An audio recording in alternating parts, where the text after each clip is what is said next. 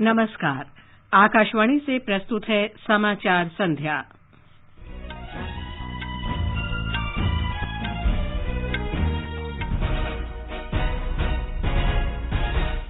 प्रधानमंत्री नरेंद्र मोदी कल उत्तर प्रदेश के प्रयागराज में एक विशेष कार्यक्रम में 2 लाख से अधिक महिलाओं के साथ शामिल होंगे। प्रधानमंत्री ने बजट से पहले शीर्ष कंपनियों के कार्यकारी अधिकारियों के साथ बातचीत की। संसद में स्वापक औषधि और मनः प्रभावी पदार्थ संशोधन विधेयक 2021 पारित। लोकसभा में चुनाव कानून संशोधन विधेयक 2021 पारित। विधेयक का उद्देश्य आधार संख्या को मतदाता सूची से जोड़ना है। लोगों को मतदाता सूची में नाम दर्ज कराने के लिए साल में 4 अवसर मिलेंगे। केंद्रीय मंत्री नितिन गडकरी ने उत्तर प्रदेश के मिर्जापुर में 4 राष्ट्रीय राजमार्गों का उद्घाटन किया। पूर्वोत्तर क्षेत्र विकास मंत्री जी किशन रेड्डी ने कहा, पूर्वोत्तर राज्यों के विकास पर पिछले 6 वर्ष के दौरान लगभग 2,66,000 करोड़ रुपए खर्च हुए। जम्मू और कश्मीर में परिसीमन आयोग ने अनुसूचित जनजातियों के लिए 9 विधानसभा सीटों और अनुसूचित जातियों के लिए 7 सीटों का प्रस्ताव रखा। राष्ट्रीय टीकाकरण अभियान के तहत अब तक 137 करोड़ 67 लाख से अधिक कोविड रोधी टीके लगाए गए। स्वस्थ होने की दर 98.32% हुई। देश के उत्तर पश्चिमी हिस्सों में अगले 2 दिन कड़ाके की शीतलहर जारी रहेगी और भारत सैफ अंडर 19 महिला फुटबॉल चैंपियनशिप के फाइनल में। समाचार संध्या में नईम अख्तर के साथ मैं लवलीन निगम। देश कोविड टीकाकरण अभियान के अंतर्गत 150 करोड़ टीके लगाने की दिशा में निरंतर आगे बढ़ रहा है। कोरोना वायरस का नया वेरिएंट मिलने से चिंताएं बढ़ी हैं। आपसे हमारी अपील है कि यथाशीघ्र दोनों टीके लगवाएं और अन्य लोगों को भी टीके लगवाने के लिए प्रेरित करें। कृपया 3 सरल उपायों का अवश्य पालन करें। मास्क लगाएं, 2 गज की सुरक्षित दूरी बनाए रखें, हाथ और चेहरा साफ रखें। कोविड से संबंधित किसी भी जानकारी और मार्गदर्शन के लिए राष्ट्रीय हेल्पलाइन नंबर 011-2397-8046 और 1075 पर संपर्क करें। और अब समाचार विस्तार से। प्रधानमंत्री नरेंद्र मोदी कल उत्तर प्रदेश के प्रयागराज में एक विशेष कार्यक्रम में भाग लेंगे, जिसमें 2 लाख से अधिक महिलाएं शामिल होंगी। प्रधानमंत्री की परिकल्पना के अनुरूप महिलाओं, विशेषकर निचले तबके की महिलाओं को सशक्त बनाने के लिए आवश्यक कौशल, प्रोत्साहन और संसाधन उपलब्ध कराने के उद्देश्य से इस कार्यक्रम का आयोजन किया गया है।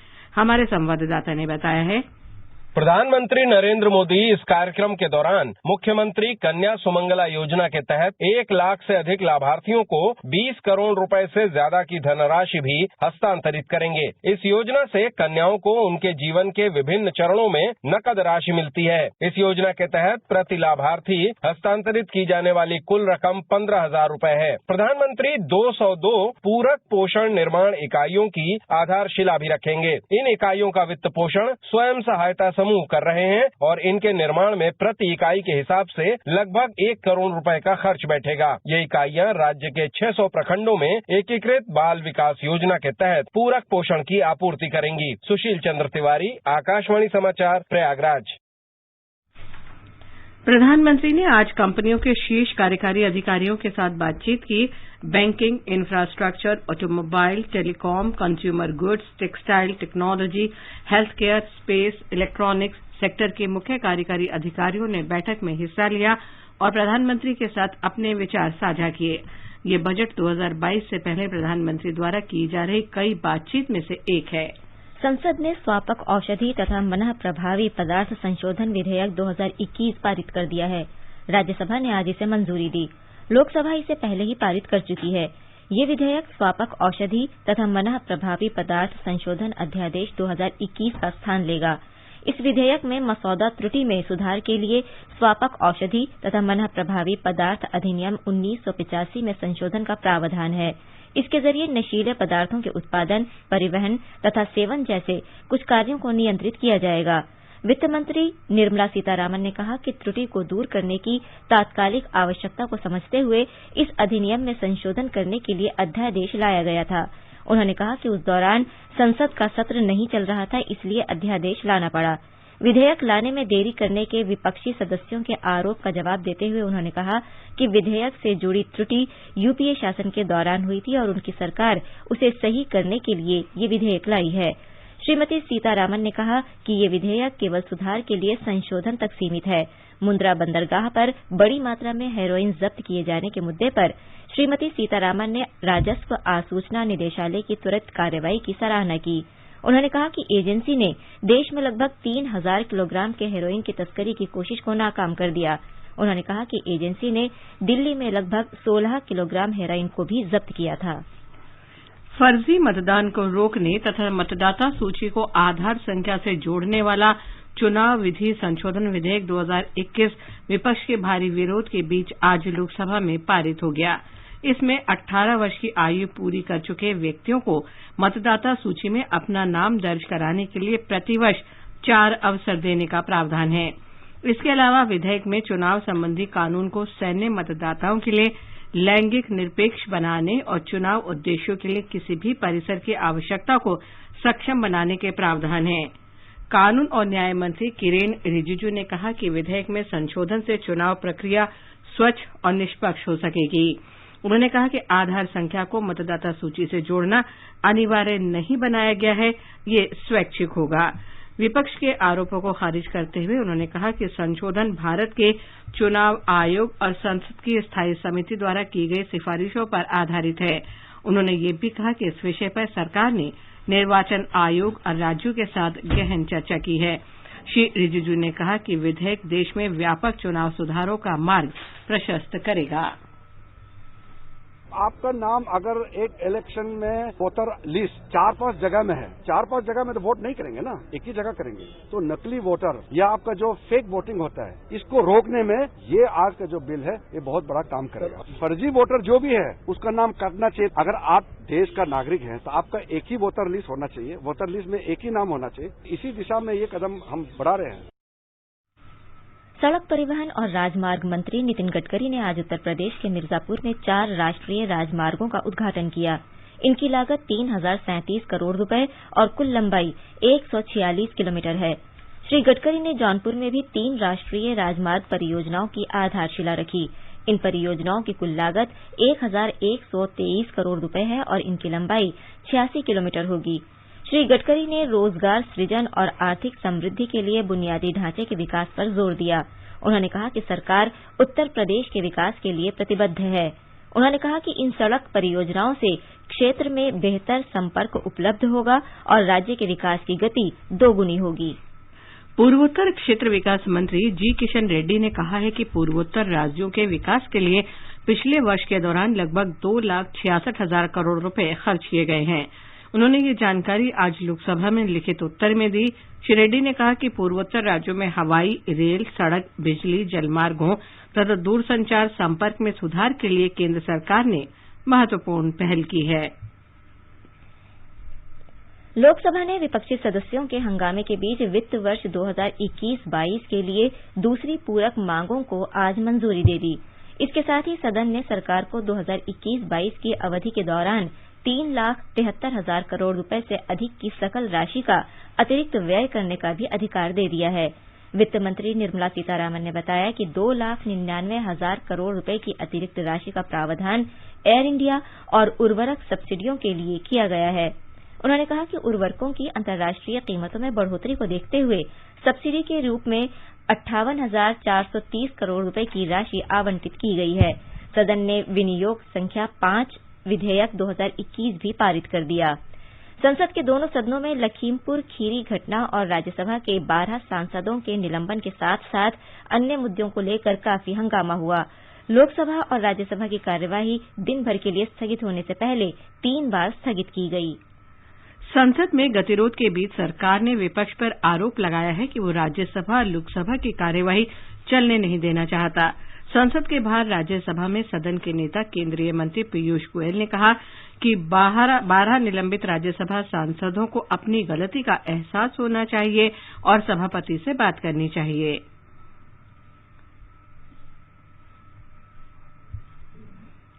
राज्यसभा में सांसदों के निलंबन तथा लखीमपुर खीरी मामले को लेकर विपक्षी सदस्यों ने लगातार विरोध किया। निलंबित राज्यसभा सांसद अपने खिलाफ कार्रवाई के बाद से ही संसद भवन परिसर में विरोध प्रदर्शन कर रहे हैं। राष्ट्रीय टीकाकरण अभियान के अंतर्गत देश भर में अब तक 137 करोड़ 67 लाख से अधिक कोविड रोधी टीके लगाए जा चुके हैं।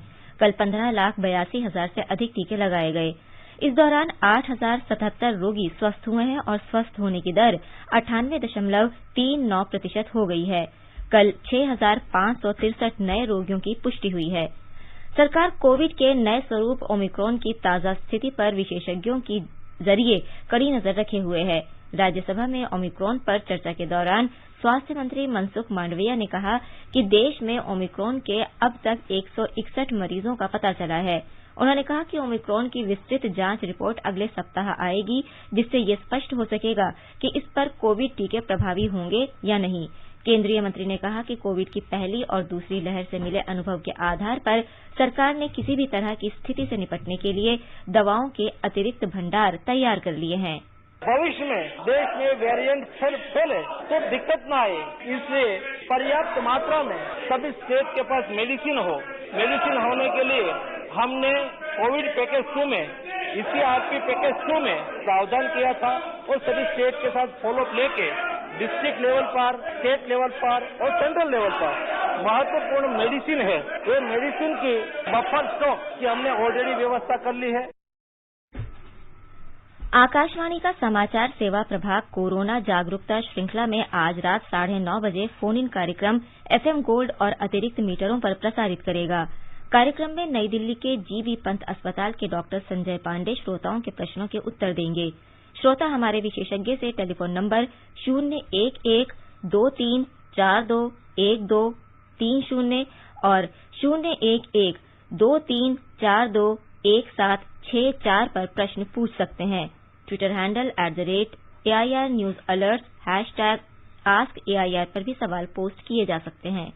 परिसीमन आयोग ने जम्मू डिवीजन के 6 विधानसभा सीटें और कश्मीर डिवीजन की 1 विधानसभा सीट बढ़ाने का प्रस्ताव किया है।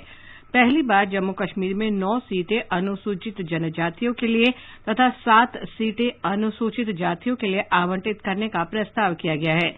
न्यायमूर्ति सेवानिवृत्त रंजना प्रसाद देसाई की अध्यक्षता में आयोग ने सभी 5 एसोसिएट सदस्यों से आज नई दिल्ली में मुलाकात की। ये समाचार हमारी वेबसाइट newsonair.com/hindi और हमारे mobile app news on AIR पर भी उपलब्ध हैं। सबका साथ, सबका विकास, सबका विश्वास, सबका प्रयास। सबके प्रयास से हो रहा है राष्ट्र निर्माण, जिसमें इनकम टैक्स है आपका योगदान। और जब ई-फाइलिंग से हुआ है इनकम टैक्स रिटर्न भरना इतना आसान, तो फिर देर क्यों करें? 31 दिसंबर 2021 या उससे पहले www.incometax.gov.in पर अपनी इनकम टैक्स रिटर्न को ई-फाइल करना ना भूलें। समय से इनकम टैक्स रिटर्न भरने पर रिफंड्स भी जल्दी आ जाते हैं।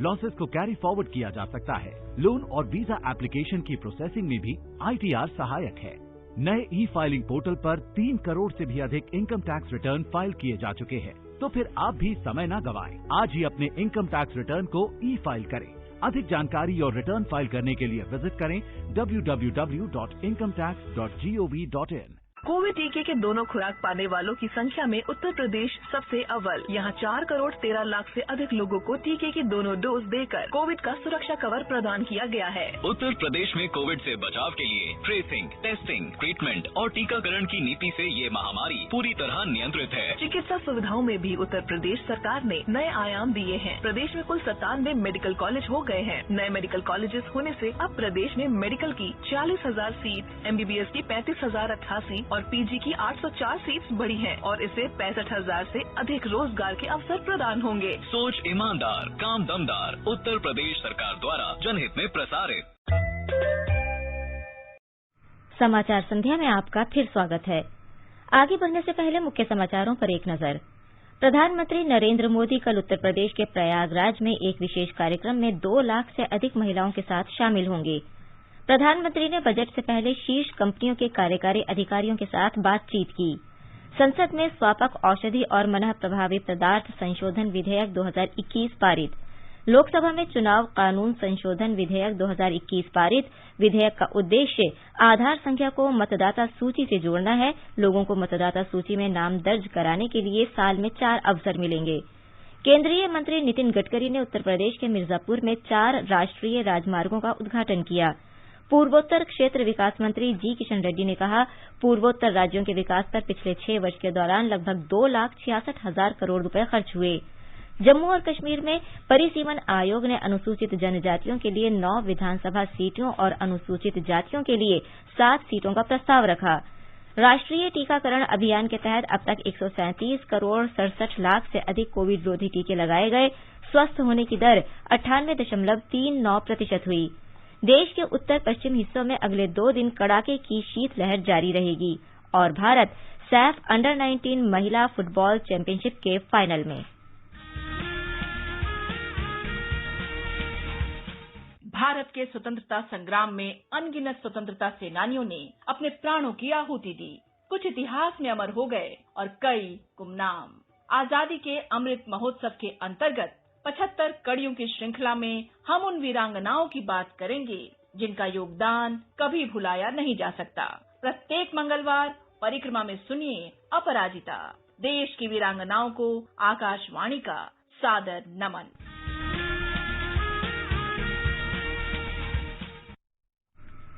और अब प्रस्तुत है संसद में आज हुई कार्यवाही की समीक्षा। पहले लोकसभा, लेखक हैं पीटीआई भाषा के अनवारुल हक।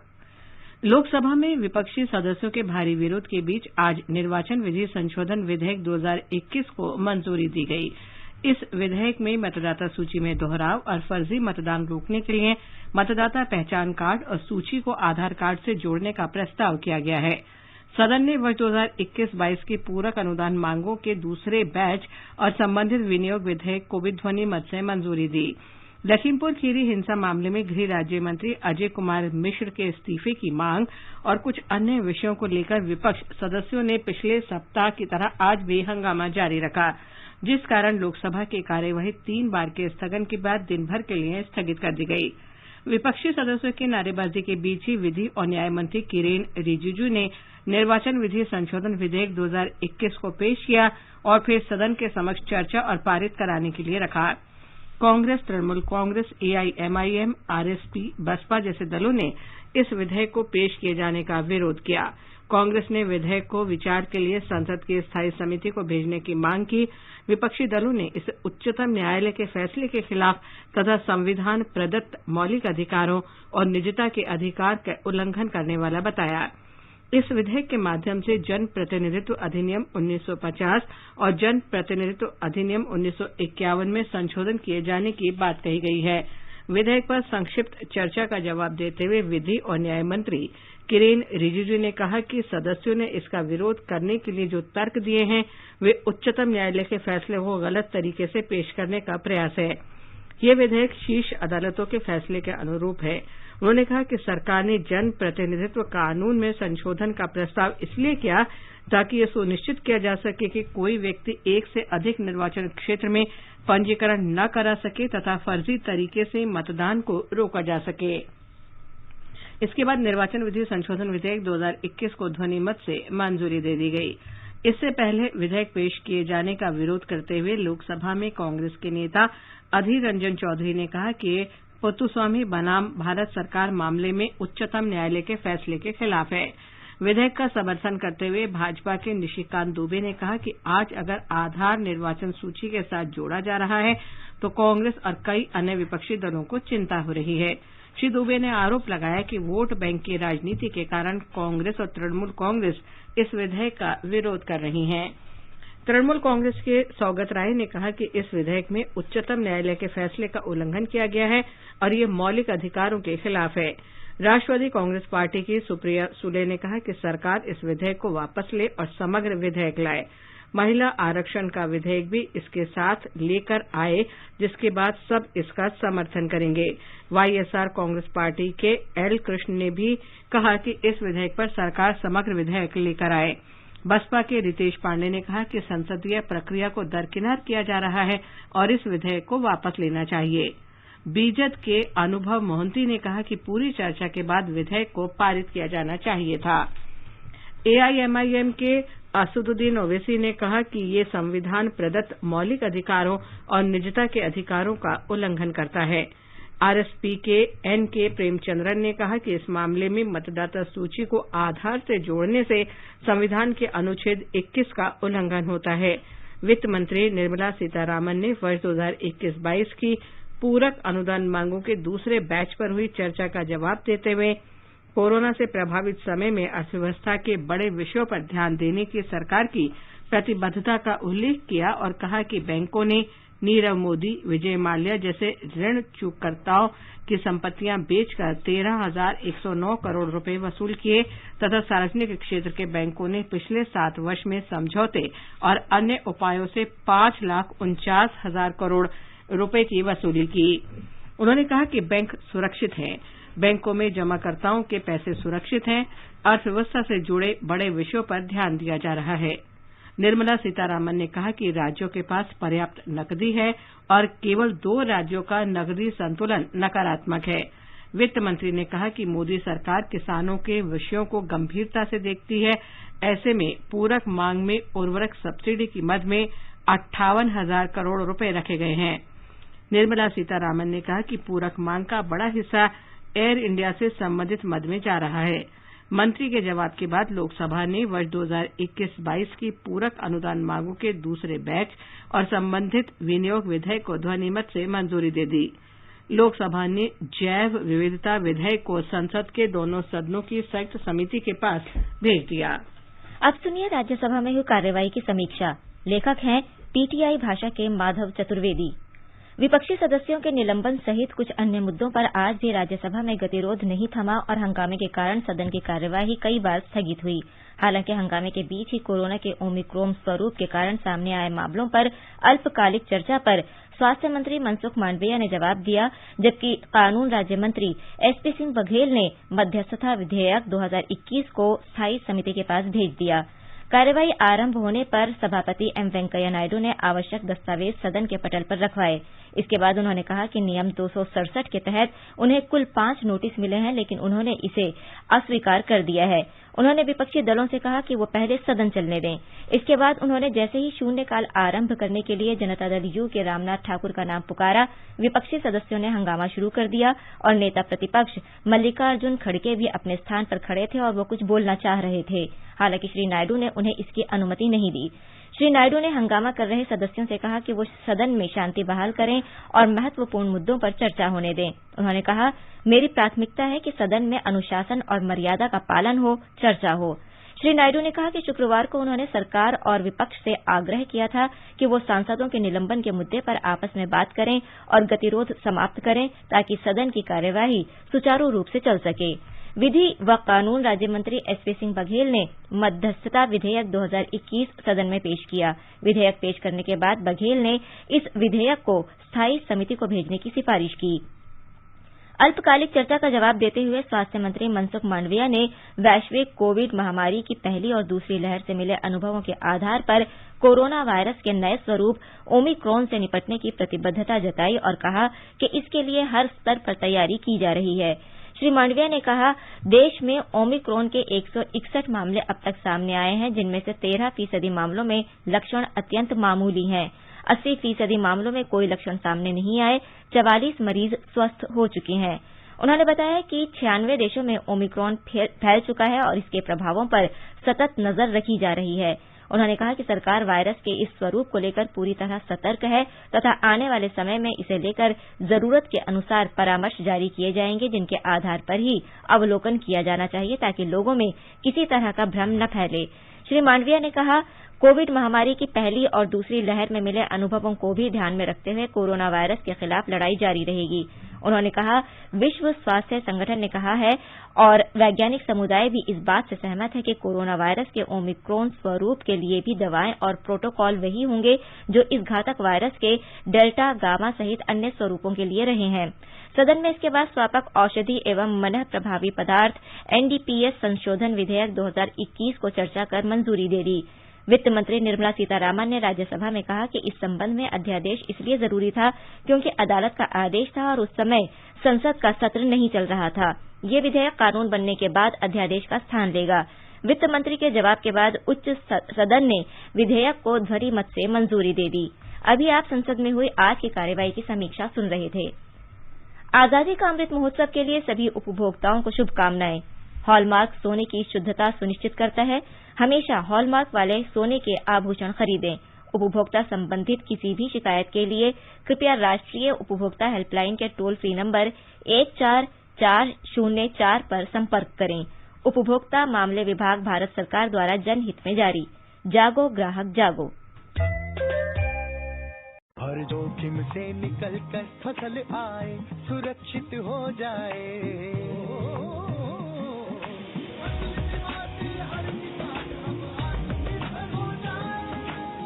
संकट के समय प्रधानमंत्री फसल बीमा योजना किसानों के लिए वरदान है।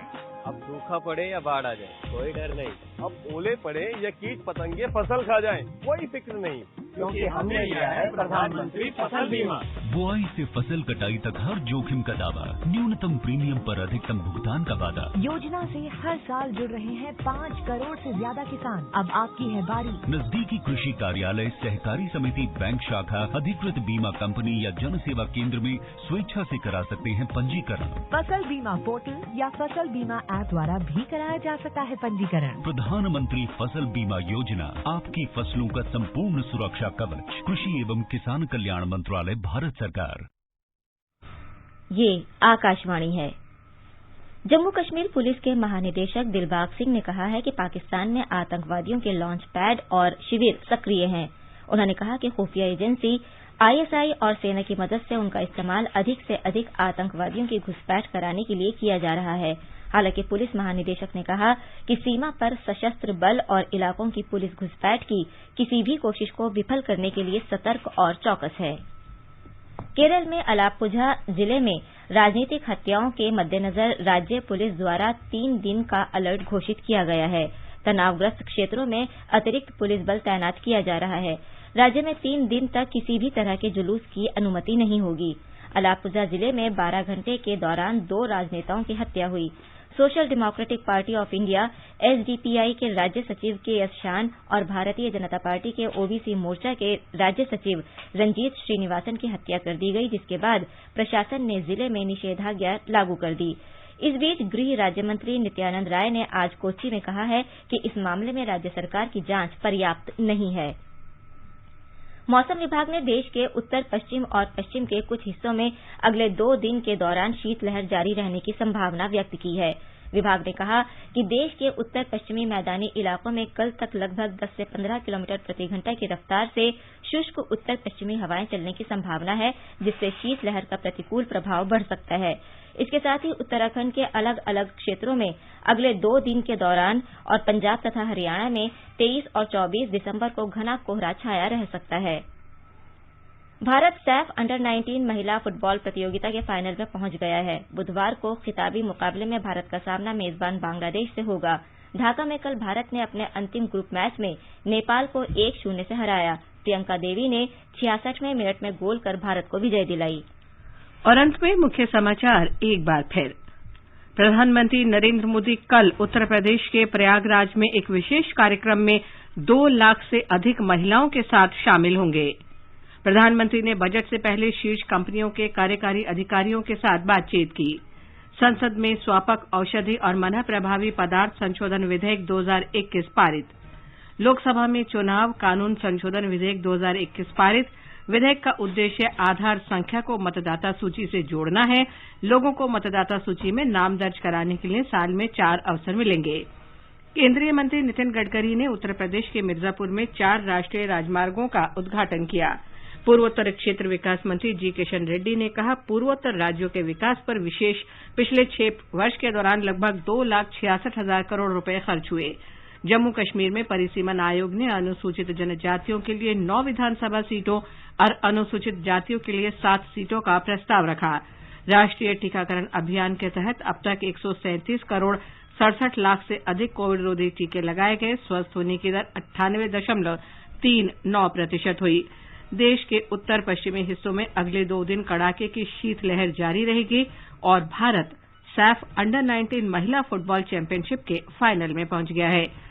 इसके साथ ही समाचार संध्या का ये अंक समाप्त हुआ। नमस्कार।